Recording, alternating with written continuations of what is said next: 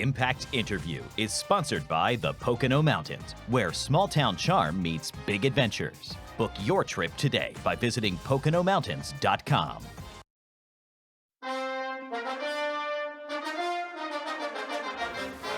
Welcome back. Time for our Impact Interview. We have landed a Nittany Lions legend. Guided Penn State to the 2016 Big Ten Championship, three-time second-team All-Conference QB, drafted by the Baltimore Ravens, and now with the Arizona Cardinals. He set the Big Ten title game passing record in a 28-7 comeback to beat Wisconsin. I could go on and on, but we actually want to talk with the guy. Trace McSorley, welcome to Nittany Game Week. Thanks so much for joining us. Hey, Todd. Appreciate you guys having me on here. Absolutely. All right. Well, so, Trace, we call this the Impact Interview. So let's start with a question about your time and storied career at Penn State, which translates far beyond football. How much did becoming a Nittany Lion and part of the Penn State academic and athletic community impact your life on and off the field?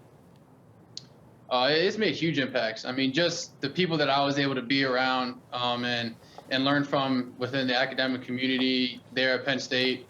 Was able to get a great degree. Was able to work an internship that I was able to, kind of navigate through in the, financial management side. So it presented so many opportunities off the field that I wouldn't have been able to get, I don't think, if I had gone to other places. So it's something that I'm super fortunate to have been able to go through, and something that when my playing days are done, definitely going to be able to lean on and lean on that alumni base and be able to, hopefully parlay that into a good career after football is done.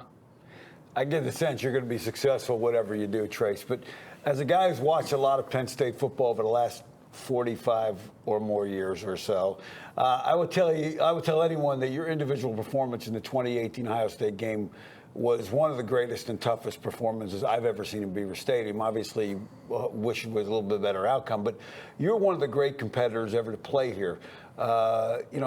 Is there a moment or a game at Beaver Stadium, because it's kind of your home stadium, is there a moment or a game that really stands out for you during your time at Penn State? From the games at Beaver Stadium, a couple come to my mind. Obviously, some of the whiteout games that we had. Obviously, we had the victory over Ohio State with the blocked field goal. The one over Michigan where we kind of came out the gates firing and they just got the crowd in it immediately. So, I mean, those were great ones, great memories that I have. But one of my favorite ones was just the last game, senior day in Beaver Stadium against Maryland. It was that Penn State weather, a little bit cold, kind of rainy, but we were able to pull out a great win. And then, me and some of the other guys after the game, kind of did a little lap around the stadium, just kind of reminiscing on everything. And that moment, just being with my teammates, guys that I came in with in the same high school recruiting class, and being able to, cherish that the last time suiting up and playing in that stadium all together was really cool.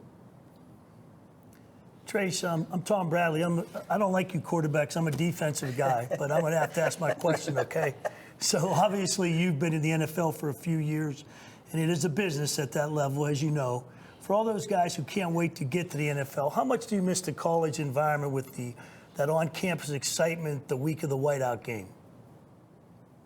Yeah, I mean, it definitely, it's a completely different feel being around, going from college to, professional, just like you said, learning the business of it and kind of what goes on here.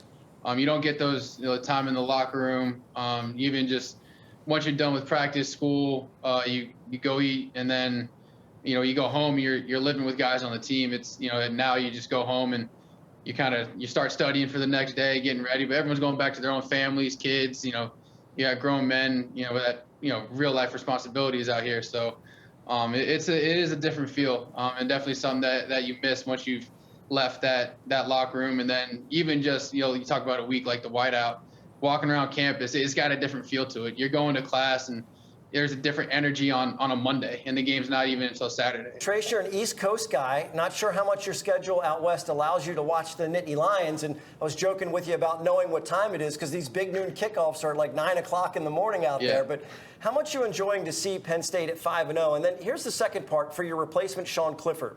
How important is it for him to get a victory against one of these big boys in the East Division, Michigan or Ohio State, or both, hopefully? Yeah, both. Let's get greedy. Yeah, right. Yeah, let's start talking about both.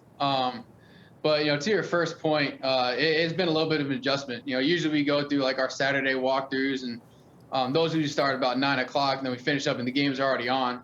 So it is nice that I get to watch all the games. And, before when I was playing in Baltimore out back on the East Coast, I'd miss a good chunk of, the first games and stuff like that just because of what we had going on Saturdays. So, it's nice to be able to, games are on earlier. I go home and be able to watch those games in the 4 o'clock, and then, 7 o'clock games are on at 4:30 out here. So by the time those finish up, it's, perfect time to start chilling out and getting ready for, obviously we're going into Sundays, preparing for that game. So get a good night's rest and not being able to stay up until 10 to see how those games finish. But yeah, for Sean, I think it's just when he's firing, when he's confident, and when things are rolling, he's one of the best guys to be leading that team. And I think for him to kind of be able to step up and win this week, obviously they got Michigan, and then a couple weeks they got Ohio State. But the more they can kind of keep winning, will be huge. And anytime they got a really young team, so anytime you can beat one of those big dogs and step up and have one of those wins, it kind of just propels your team a little bit, gives you guys confidence, gives you momentum. I mean, that happened to us when 2016 we got the big win over Ohio State and kind of propelled us onto a Big Ten championship season. So you get a big win like that against a top program in the nation. It does a lot for not just a single player, but for your team as a whole. Hold with us for just a couple of minutes. We're going to step aside for a TV break. We will continue our interview with the Nittany Lions legend. So if you want to see the entire conversation with Trace McSorley, make sure to go to NittanyGameWeek.com for the entire interview, along with other web exclusive content.